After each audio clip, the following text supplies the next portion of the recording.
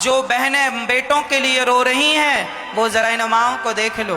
आप कहती हो कि बेटे हो जाएंगे तो सुख होगा। ये मैया के 2 बेटे हैं जो आपके सामने बैठी हैं, लेकिन बेटों के होने पर भी क्या मिला?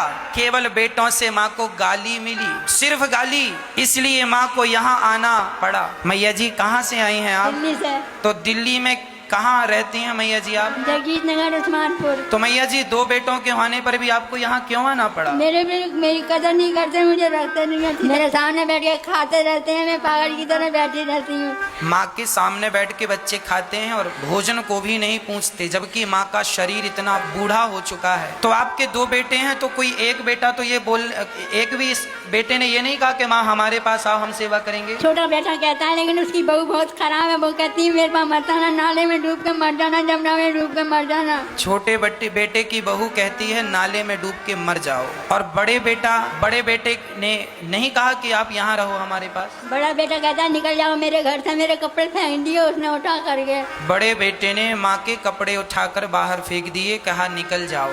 बड़े बेटे ने भी कह दिया घर से निकल जाओ।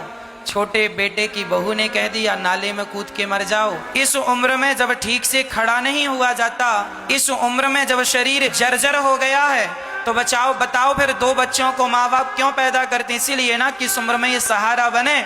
इसलिए तो पैदा नहीं किया कि तुम बड़े हो के मेरा बोरिया बिस्तर सामान बाहर फेंक दो। सारी जिंदगी जो माँ अपने बच्चों को अपना मेरा बेटा मेरा बेटा मेरा बेटा कहती थकती नहीं थी, उन्हीं बच्चों ने आज सामान बाहर फेंक दिया, निकल जाओ मेरे घर से। क्या यही न्याय है इन माओं के साथ? माँ का तो दिल ना दुखाओ जिसने तुम्हें जन्म दिया है, और वो भी इस उम्र में चलने फिरने की हिम्मत नहीं है। जब बच्चों की जरूरत होती है, जब बच्चों के सहारे की जरूरत होती है माँ को, तब बच्चे अपनी माँ को घर से निकाल देते हैं। कितने बच्चों ने इसलिए निकाल दिया कि माँ पैसा दो। कहाँ से लाएगी माँ पैसा? कहाँ से देगी तुम्हें पैसा? सारी जिंदगी दिया तो सही, अरे तुम्हें जन्म दे दिया है, मनुष्य के शरीर में लाकर खड़ा कर दिया, क्या ये कोई पैसे से कम था? लेकिन बच्चों का तो पेट भरता ही नहीं। पता नहीं इस माँ के लिए इनके बच्चों के पास जगह नहीं है। खुद की संतान खुद के बच्चों के लिए भरपूर जगह होगी। प्रार्थना करता हूँ कहीं इनके बच्चे मिले तो जरूर हाथ जोड़ के कहना वाह बेटा,